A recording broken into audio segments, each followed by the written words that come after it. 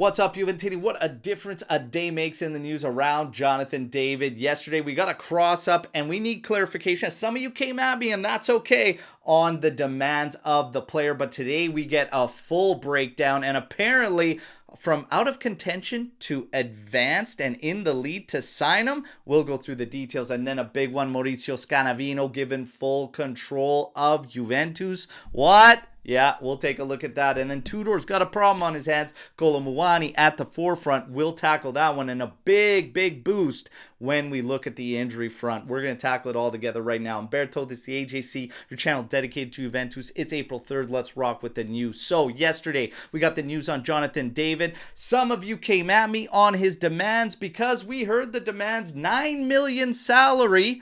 Some said gross, others didn't, and this created an issue because I presented to you 9 million net.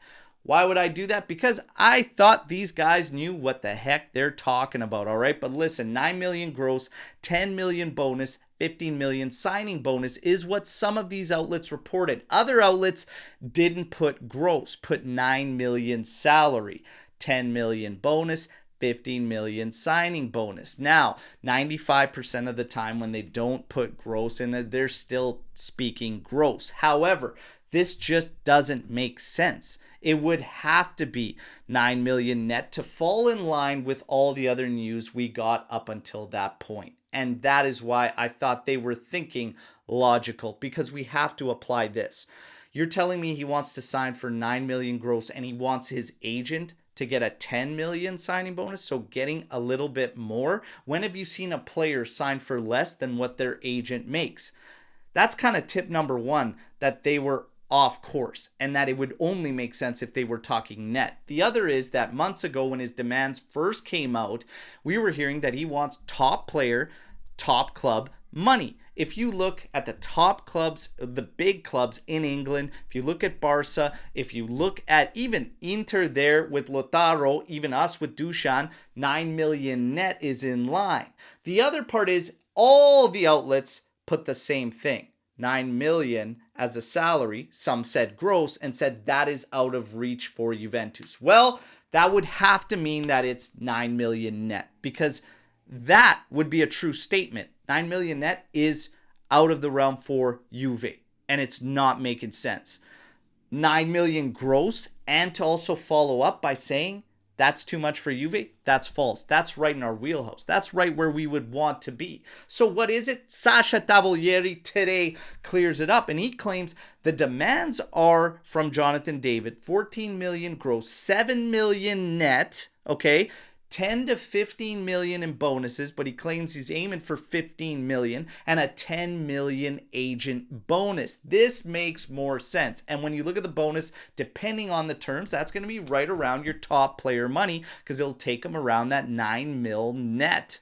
All right. But where they probably got crossed up yesterday is what Juve is actually approaching with, because it said, and Sasha claims, that Juve and Inter are going in with 4.5 million net salaries and a 15 million euro bonus. Some claim that yesterday the cross-up could have been the bonuses, and that's what made it out of contention. I don't buy that for a second either, because you can structure bonuses however you want, okay? But that is the claim. Juve and Inter are going in with 4.5 million net salary and 15 million bonuses. The agent bonus is still on there for 10 million. Apparently, Sasha claims that Juve is the team that is most advanced for the signing. Jonathan David is intrigued by the Bianconeri project, but negotiations are ongoing and anything can change. Let's see what goes down. Now, a big one, Maurizio Scanavino. He apparently is given full control of Juventus. That's right, Elkan apparently behind this move. This came out late yesterday, and this is him stepping down. Maurizio Scanavino stepped down from CEO of Gedi Gruppo Editoriale, a digital media company, and he is now going to focus solely on Juventus. This move apparently supports Giuntoli as well, as Scanavino is a big backer of Giuntoli. Now, remember what I've said all along here while guns are pointed at Giuntoli, and I told you he's given a task from everybody. And these guys, Ferrero, Scanavino, Elkan, they've fed us the lines all the way through. It should be no surprise that things went the way they did in terms of the decisions Giuntoli made. But who has always had the power to sign off on everything? Scanavino is as reported today. And he's always had the power to veto it. Elkan, Ferrero, all of them have had a say and can always veto anything that Giuntoli has done. So for the reports to come out a week ago that Elkan's not happy and he's not happy about some of the decisions they made, nonsense. And I called it out on all our podcasts, claiming that they could have vetoed everything up until now. You can't act like you care just when stuff goes awry to set yourself up to have a fall guy in line to appease the fans. I've got full radar set on upper management, and I don't know how I feel about Scanavino given full control. But nonetheless, it's happening. How do you feel about it? Hit me in the comments. For Tudor, our games are... The chase for top 4 is legit, everybody. Well, he's got a problem. Kolo Muani, the reports claim he has dropped on the hierarchies for Tudor. We've only played one match, so the media outlets need to calm down.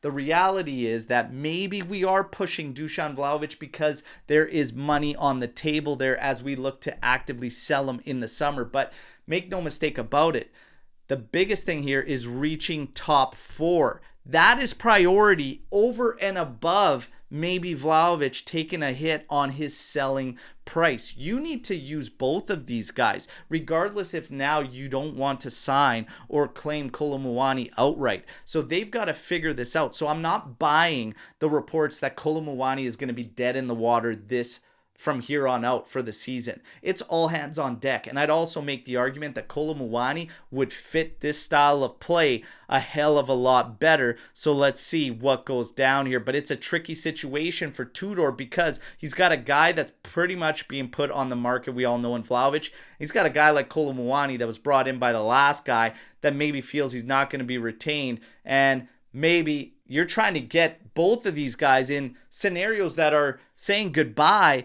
to get hyped up and motivated and finish the year strong for us so we can reach our objectives. A tricky, tricky situation for Tudor. He's got a problem on his hands that he's got to sort out, all right? Now, when it comes to a boost, the boost is Douglas Luiz, Cambiaso back in training with the group today.